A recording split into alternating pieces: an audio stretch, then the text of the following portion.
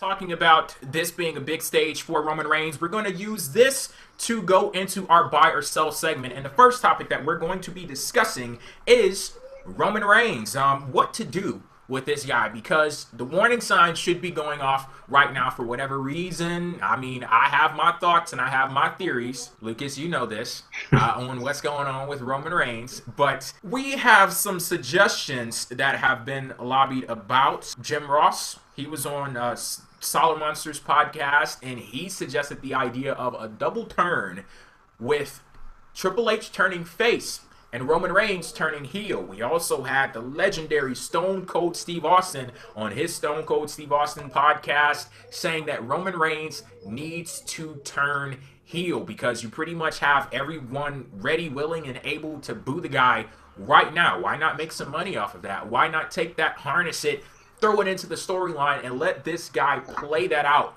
on screen? So the question I'm going to ask you all right now, sometime within the near future, whether it be WrestleMania, the night after WrestleMania, do you buy or sell a heel turn from Roman Reigns? I buy it so much.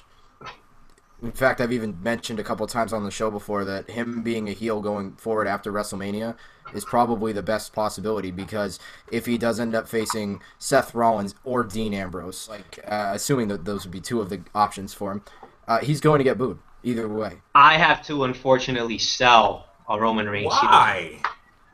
I like the idea of him turning heel, don't get me wrong, but if you're talking about a double turn between him and Triple H, that's where I'm selling it, because I don't see how they could make money off of a face Triple H. I don't like that idea at all. And on top of that, yes, you could feud with Ambrose and Rollins as the heel, but then after he's done with those two, who else is there for him to kind of feud with as the top heel on Monday Night Raw? I feel like Roman Reigns, he could be like John Cena and get mixed reactions and survive. We all know that the real problem with Roman Reigns right now is the booking. It's not him in particular. It's the fact that WWE does not know how to book the guy, and so that's why they built themselves in a situation where he's inconsistent, he has no momentum. But I feel like if they were able to fix all of that and have Roman Reigns be this dominant, badass type babyface like an Austin or The Rock from back then, he could survive. He could do well in today's WWE's world. So I don't necessarily think that him turning heel is the solution to all of this. I just think that they need to figure out the right proper character for Roman Reigns, and that character is being that badass, not this washed up WWE machine Roman Reigns that we're always getting on television. See, I want to go back to something that you said there, because you mentioned the crowd and basically saying that it'd be okay if Roman Reigns receives a John Cena reaction from the crowd where, half the people like him, half the people can't stand his ass and they boo him.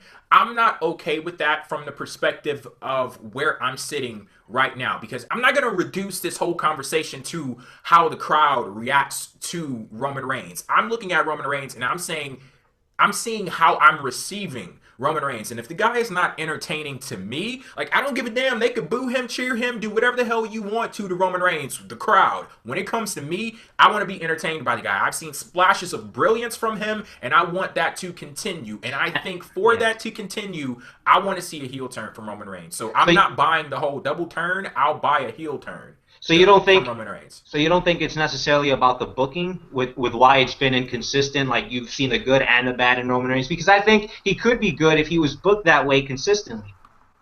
I think that we've done so much on this roller coaster that I'm completely tired of it. Who's to say that they start booking Roman Reigns the way that you want them to, and then 2 weeks down the line we get some more bullshit? There's a pattern established where that's happened. Because hell, we had at TLC. Amazing that night. That's the Roman Reigns that we all want to see right there. But how long did it take that to dissipate and him to go right back to, bastardized babyface? They did a lot of damage to him early last year, and that there's, like I said last week's show, they're still feeling that to this day.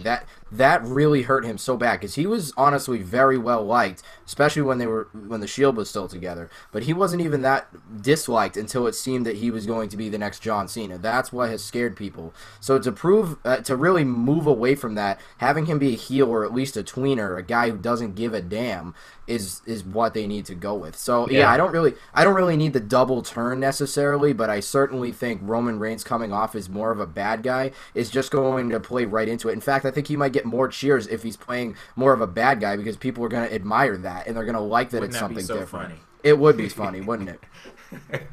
I'll compare this Roman Reigns potential heel turn to my comments that I made on Seth Rollins' heel turn. Basically use this as like a slingshot. You have to pull it back, bring somebody back a few steps, and then once you let go, they go forward with more force, more momentum, and I think that that's what could happen with Roman Reigns. Basically the same thing that Stone Cold was talking about. You got to turn this guy heel, even if the end goal is for him to be the top face. Like, turn him heel, see what he can do there, and then let him go. And that's the problem, is because then if you do turn him heel, how long would that necessarily take for that process to happen and turning him into the so-called babyface that you eventually want him to become? Because if you do turn him heel, you got to rely on an Ambrose or a Seth Rollins to be the face of the company. And how long could they, keep that up? WWE probably doesn't look at a guy like Seth Rollins and Dean Ambrose and be guys that they would rely on to carry that company. So, and John Cena, he's,